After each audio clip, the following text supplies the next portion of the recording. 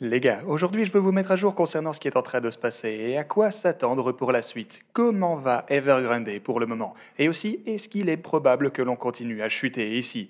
Eh bien, voilà définitivement le sujet qu'on abordera dans cette vidéo. Aussi, on s'intéresse au marché traditionnel, on se penche sur l'or, on se penche sur l'Ethereum, ainsi que sur certains altcoins. Ah aussi, peut-être la chose la plus importante de cette vidéo, c'est que je vais vous montrer ma stratégie. J'ai posté ceci sur Twitter hier, donc... Ouais, si vous ne me suivez pas sur Twitter, voilà une bonne idée pour être au courant de toutes les nouveautés. Donc, bienvenue à tous, je m'appelle Maxime et je vous apporte chaque jour des nouvelles vidéos en français sur les crypto-monnaies en vous apprenant comment vous faire de l'argent sur ce marché. Si vous êtes nouveau sur cette chaîne, alors soyez sûr de vous abonner et d'activer la cloche dès maintenant. Et aussi les gars, si vous voulez obtenir des cryptos gratuitement chaque lundi, alors tout ce que vous avez à faire est d'être abonné, avoir la cloche activée et regarder les vidéos pour répondre aux questions que je vous pose tous les jours. Et ceci étant dit, en fait, je vais directement commencer avec mon tweet d'hier. Du coup, dans la journée d'hier, il y a à peu près 24 heures au moment où je fais la vidéo, j'ai posté beaucoup de personnes s'attendent à un crash majeur pour le moment. Voici mes niveaux d'achat. Ceci, c'était juste après avoir terminé la première vidéo de la journée. Donc, je pense que le prix du Bitcoin était aux alentours de 44 000 dollars ou quelque chose comme ça, 43 000 dollars. Donc, oui, bah voilà mes niveaux, les gars. 42 000 dollars, j'achète un peu. 36 000 dollars, j'achète davantage. 31 000 dollars, j'achète encore plus. 26 000 dollars, j'achète vraiment beaucoup. Et à 20 000 dollars, à ce point, j'y vais presque all-in. Et ouais, si jamais on passait en dessous de 20 000 dollars, alors vous assisterez au lancement officiel de mon OnlyFans. Quelle chance! Du coup, je suppose que c'est un peu gagnant-gagnant. Soit le prix du Bitcoin remonte et c'est cool, soit vous aurez le plaisir de voir mon OnlyFans.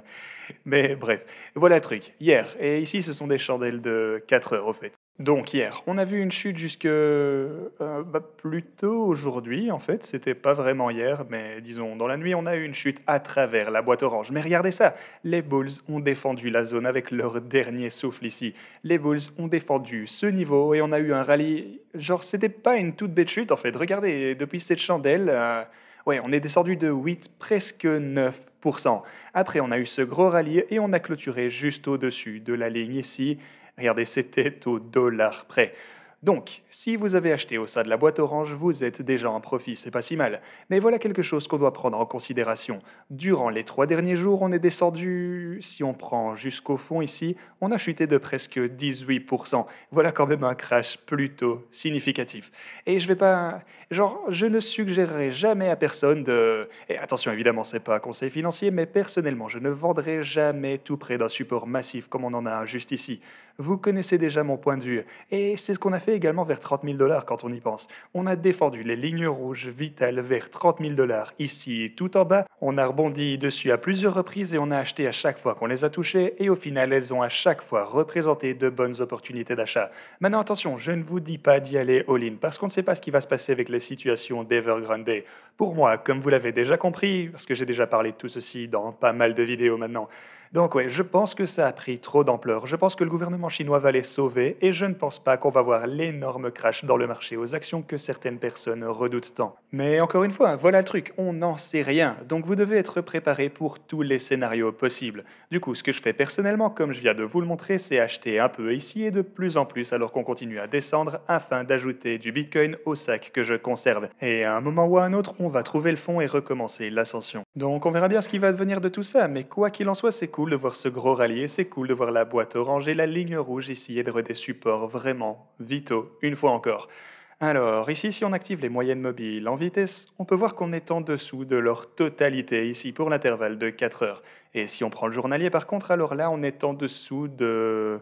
On a la moyenne mobile de 100 jours. Oui, en fait, on est au-dessus de la moyenne mobile de 100 jours, la ligne mauve juste ici. Mais on est bien en dessous de celle de 50 par contre, ainsi que la moyenne mobile de 200 jours. Maintenant, si on revient au graphique de 4 heures, le Luxalgo ici nous y a dit juste là de sortir du marché. Et ouais, donc là, on était aux alentours de 40. Bon, c'était la chandelle juste ici à 46 000 dollars approximativement. Maintenant, voilà le truc. Je pense que ceci est sur le point de repasser en vert également. Et en fait, c'est pas si mal. Voici pour vous une bien meilleure opportunité afin d'acheter que celle que vous pouviez avoir en haut.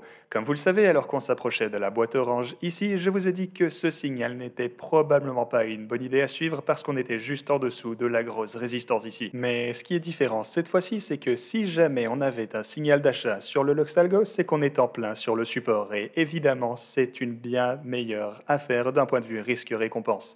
Mais on doit aussi garder en tête que les marchés sont bancals pour le moment. Peu importe à quel point les graphiques de crypto ont l'air intéressants, peu importe à quel point vous êtes bullish pour le Bitcoin sur le long terme, eh bien au court terme, si on assiste à la dégringolade sur les marchés traditionnels, et dans ce cas en particulier de Evergrande, eh bien ça va impacter les cryptos sans aucun doute. Et voilà le truc, Evergrande depuis hier, quand on a vu la chute à l'ouverture, regardez, cette chute en particulier dont je vous parle juste ici, eh bien alors, depuis lors, l'action est allée plutôt sur le côté. Donc, tous les investisseurs du monde entier, pour le moment, sont en train de retenir leur souffle. Parce que si on voit une autre grosse cassure du cours de cette action ici, ça va forcément entraîner davantage de panique dans les marchés traditionnels. Et évidemment, vous le savez, malheureusement, par la même occasion, les cryptos. Un autre truc important, c'est qu'on a vu une cassure en dessous du niveau de support pour les marchés traditionnels. Là, c'est le S&P 500 et c'est un niveau extrêmement important juste ici. On a eu la cassure et ensuite on est remonté avec un rallye au-dessus du support après s'être heurté à un peu de résistance. Au moins, ceci, c'est un bon signe de voir ce genre de rallye. Donc voyons si on peut rester au-delà de ce niveau. Car ouais, comme je vous le disais, c'est vraiment important. Vous pouvez voir l'importance et l'impact de ce niveau juste ici. C'est un support massif qu'on ne veut vraiment pas perdre pour les marchés traditionnels. Ok, petite question du jour en vitesse. Quel est selon vous le point le plus bas que le Bitcoin pourrait à nouveau atteindre à partir de maintenant? Vers où se situera le fond du prochain marché baissier par exemple et pourquoi? Dites-moi tout ça dans les commentaires et ajoutez votre adresse BSC. Et avec tout ça, peut-être que c'est le tour de l'or de briller. L'or est effectivement monté légèrement. Et quand je vous dis légèrement, ici on parle de littéralement 1%. Donc c'est toujours... Vous savez, c'est le scénario favori des fans de l'or. Pas vrai? Le marché aux actions qui se casse la figure, de l'incertitude sur tous les marchés, les cryptos qui chutent également. Et que fait l'or pendant le temps? Il monte de 1%. Waouh! Soyons honnêtes, l'or ne va jamais vous donner des rendements faramineux, donc personnellement, même à ce point, je n'investirai pas dans l'or, même si c'est son scénario préféré. Je serai probablement simplement dans les cryptos, mais cette fois en gardant assez de monnaie sur le côté. Donc, ouais, disons un truc comme une allocation 50-50, peut-être 60% dans les cryptos et 40 en stablecoin, quelque chose comme ça, et simplement acheter alors qu'on chute de plus en plus. Vous mettez plus quand on descend plus. Parce que si vous avez la possibilité d'en rafler un peu à, disons, 10 000, 20 000 ou 30 000 dollars, et attention, je ne suis pas en train de vous dire qu'on va descendre autant, mais je vous dis juste que même si on allait jusque 20 000 dollars ou quelque chose comme ça, le rallye pour remonter jusque 40 000 dollars ou même 60 000, ça va vous donner un retour bien supérieur à ce que l'or pourrait vous donner ici. L'or ne montera jamais de 2, 3 ou 400% durant les quelques prochaines années. Ou, en tout cas, évidemment, je pense pas. Mais peut-être que Peter Schiff va avoir son heure de gloire pour me prouver le contraire. Ok, on passe à l'Ethereum qui, en fait, cette fois, a pas l'air trop mal. Genre, l'Ethereum est en train de trouver du support sur la ligne à 3000 dollars et... ouais, encore une fois, soyons honnêtes, l'entièreté des marchés des cryptos suit simplement le Bitcoin pour le moment. Donc, quand c'est incertain, qu'on ne sait pas où le Bitcoin va aller, eh ben, ça tire toute la cryptosphère vers le bas. La seule chose qui est positive pour le moment dans les cryptos, eh ben, c'est Rainicorn, parce qu'ils ont fait quelque chose d'énorme hier. Si vous me suivez sur Twitter, vous savez déjà tout ça, mais en gros, Rarestone Capital vient juste d'investir dans Rainicorn ici, c'est énorme. Donc, pourquoi c'est la raison pour... Enfin, il y a bien une raison pour laquelle je vous ai autant poussé du Rainicorn partout durant les quelques derniers mois. Et ouais, c'est vraiment juste un mauvais timing que le marché ne prenne un gros plongeon au même moment. Mais Rainicorn s'en sort toujours pas trop mal. Donc, ouais, tout ça, c'est vraiment cool, mais voilà ce que vous devez retenir. On s'est impliqué avant les gros investisseurs. D'habitude, c'est le contraire. Là, on est vraiment en avance. Les gros poissons investissent et ils sont suivis par les particuliers. Ici, c'est l'inverse. Mais pour tous ceux qui m'ont suivi, on s'est impliqué avant Rarestone.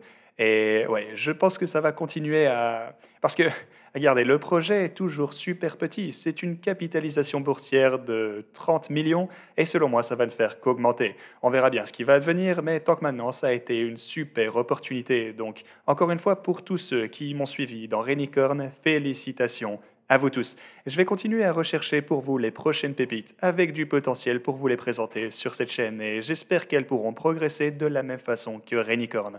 Maintenant, une fois encore, c'est vraiment pas de chance que les marchés aient aussi mal parce que s'ils ne venaient pas de plonger de la sorte, je pense qu'aujourd'hui Rainy serait à Disons au minimum 10 cents. Donc oui, tout ça c'est malheureux, mais c'est quand même pas mal. Ils vont continuer à se développer, ils vont continuer à bosser, donc je m'en fais pas trop pour ça. Voilà les gars, c'est tout ce que j'avais pour vous aujourd'hui. J'espère que vous avez aimé cette vidéo. Si c'est le cas, faites-le moi savoir dans les commentaires, et moi je vous dis à la prochaine.